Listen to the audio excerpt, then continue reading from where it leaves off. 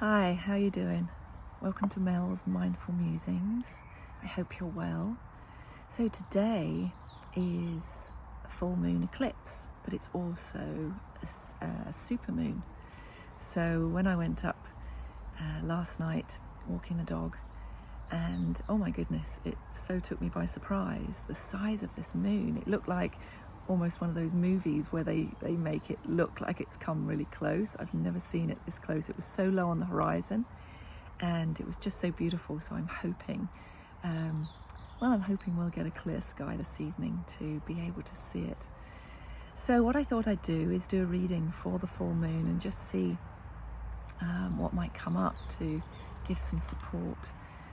And what's interesting is with the Moon Oracle cards, the one I pulled was fear.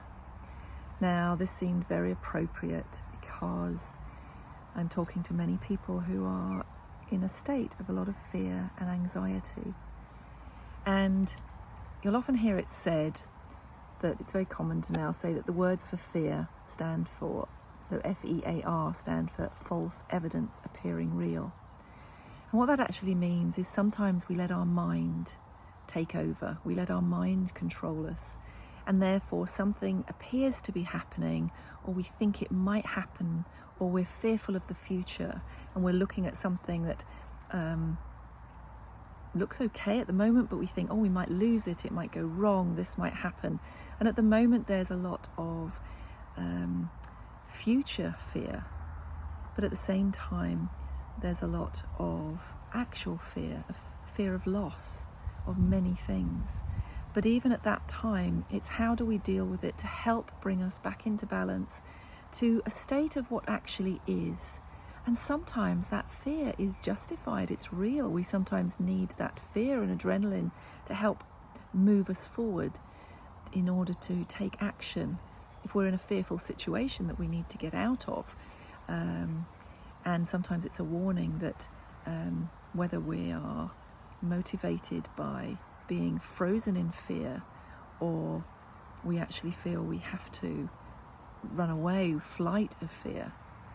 So, but what do we do to just help us get to a state of mind that just is going to give us a more balanced approach to see what is real, what is the situation? And sometimes we need help with that. And it's how do we stop letting that mind overtake us and control our actions. So what seemed interesting as I was looking at that, I remembered a time, and I may have mentioned this before, I was just trying to think of times when I felt I could have really fallen into a state of fear. And I remember when I was very ill and I was being told that I could have died the night before, and this was life-threatening and it could happen again, and I could have easily just gone under the duvet and not come outside again. But instead it motivated me to live life to the full, to grasp every moment. It was almost like being told that I might lose it. It made me very, very appreciative at a very young age and be very grateful for life, and not to let that fear rule me. And it doesn't mean it's easy. People often say, oh, it's easy for you. No, it isn't.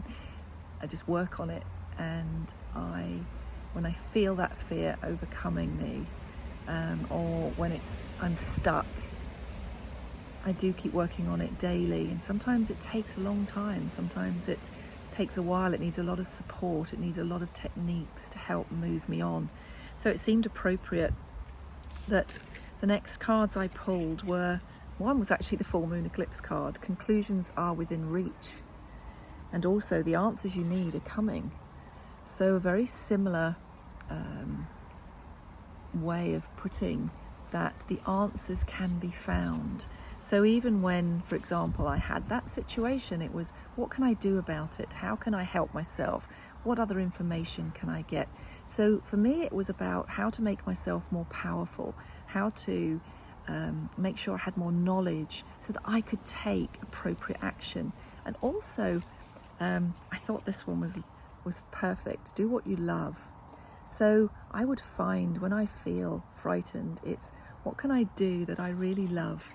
And it doesn't, again, have to be big things. We always think we have to have big things to make our life happy, whereas for me it's the opposite. Look for the tiniest things. I ran up the hill last night to watch the rainbow. There was a beautiful rainbow, and I just was in awe of it, and it so lifted me up and just made me think, what a beautiful, stunning world this is. And those little things help me. So you may have other things that help you, but that certainly helps me. And then this came up, which is perfect. As I say, live life to the fullest. Every day, what is it that just brings a little bit of joy?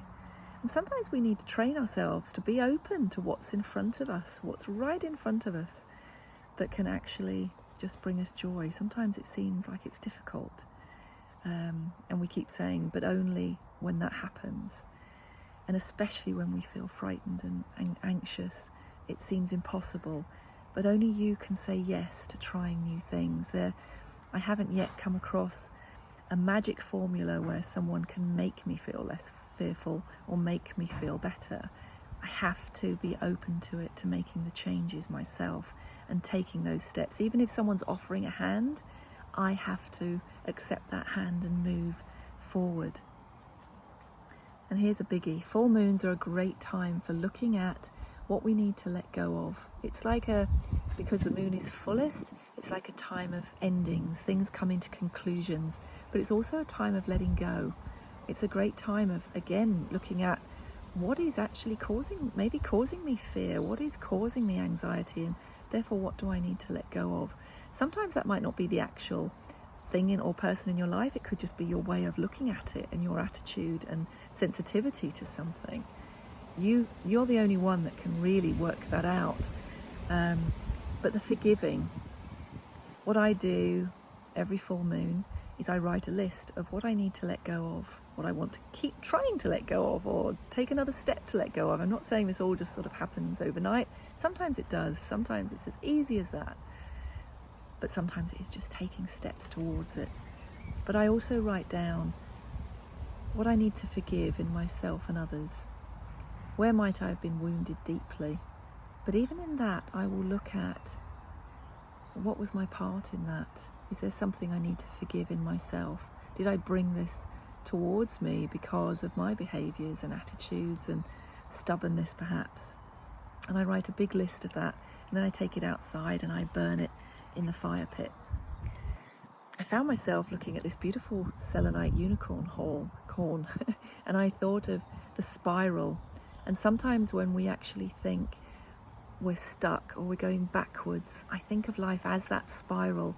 And sometimes it's just hidden from view and we're about to come around the corner and go up to the next level of the spiral. And then it feels like we're going down again, and then we're coming up to the next level of the spiral. And sometimes we think, I've faced this, I've dealt with it so often, the same issue keeps coming up. And maybe that's because it's a new layer. We're now able to cope with it at a much deeper level. But for me, life is school. We're here to learn. And every day we can just call on ourselves to did I do my best today to learn what I need to learn? And say, yes, I did my best. I stumbled and I fell. But I then slowly pulled myself up again. Even sometimes it's, I don't know, you need a tree to pull yourself up on. It's not easy just to stand up. So I hope that's helped, and I wish you well. And I will see you soon. And I hope you get to see this beautiful full moon. Be well. Take care. Bye.